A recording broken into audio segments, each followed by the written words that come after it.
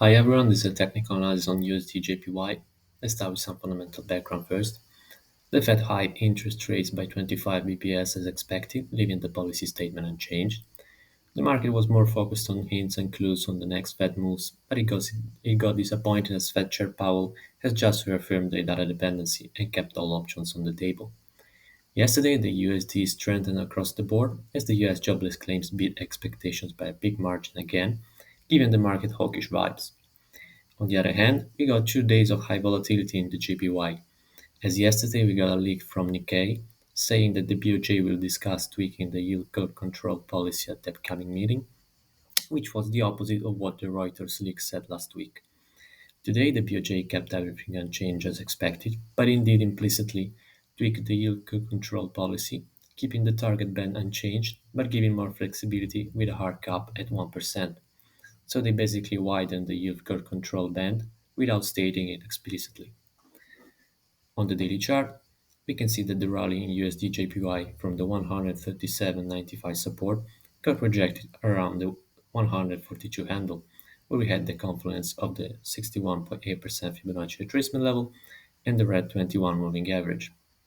The price is now contained in this wider range, but the bias has switched more bearish.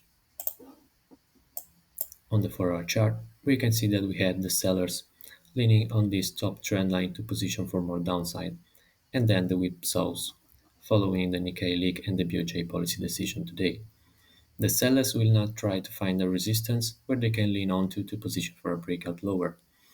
More conservative sellers are likely to wait for the price to break below the 137.95 support before piling and target the 134 swing low. On the 1-hour chart, we can see that we have a pretty good resistance zone here around the 140 handle, where there's also the red 21 moving average for confluence. This is where the sellers are likely to pile in via define risk above the level and target a break below the support. The buyers, on the other hand, will keep on piling in at every upside break and are likely to switch the bias to bullish in case the price rises above the 141 handle. Today, the market will be watching the US PC and the Employment Cost Index reports. Given that the PC is less timely than the CPI and the market is already looking forward to the next month's inflation report, we shouldn't see much movement from the PC unless there's a big surprise.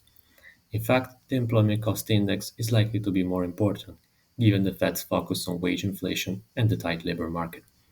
A higher than expected reading should give the US dollar a short term boost, while a lower than expected figure should send the USD JPY lower.